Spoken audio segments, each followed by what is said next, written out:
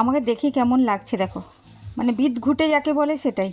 এত গরম, তার উপরে বাপের বাড়ি থেকে আসছি। গুড মর্নিং এভরিওয়ান, সবাই কেমন আছো? আশা করি ভালো আছো।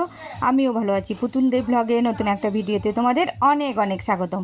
দেখো ছেলে পেছনে ঘুমাচ্ছে আরাম করে, আর আমি ওই ড্রাইভারের পাশের সিটে বসে আছি, আর ড্রাইভার গাড়ি চালাচ্ছে, আর ড্রাইভার মানে আমার হাজব্যান্ড।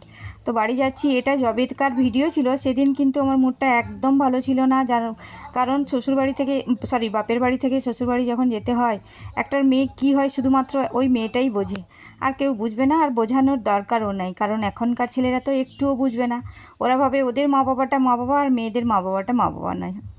যাই হোক, কিছু বলার নেই, তর্ক বিতর্ক অনেক কিছুই, এই হচ্ছে জীবন, কঠিন থেকে কঠিনতম জীবন। তো বাড়িতে ফাইনালি পৌঁছে গেলাম। বাড়ি থেকে, বাপের বাড়ি থেকে অনেক কিছু নিয়ে এসছে। এই দেখো, মা একটা পুরো কলার যে কাঁদি হয়, সেই কাঁদিটা ভরে দিয়েছে দুটো, একটা নয় দুটো। একটা তো পোষালো না, মেয়ে বসে বসে খাবে, ওই জন্যই একটা পাকা পাকা ছিল, আর এই কটা দিয়েছিল, বললো রাস্তাতে তোরা খাবি, কিন্তু খাইনি আমরা। মানে রাস্তাতে এত ভোর ভোর উঠেছি আমরা, মোটামুটি 2:30টায় বেরিয়েছি। তো 2:30টা থেকে ঘরে সকালবেলা পৌঁছে গেছি। বাবা কিছু টাকা দিয়েছিল, বলল যে তোরা রাস্তাতে আম, কাঁঠাল, লিচু, ফলমল কিনে নিয়ে যাস, আর মিষ্টি কিনে নিয়ে যাস। ফল মিষ্টি বাদেও আমি অনেক রকমের মাছ নিয়ে এসেছিলাম, যেটা কাঁচাতে, মানে কাঁচা দিয়েছে, ভেজে দিয়েছে, আবার জ্যান্ত একটা কৌটোতে ভরেও দিয়েছে। তো সেটাও তোমাদেরকে দেখাবো লাস্টের ভিডিওতে।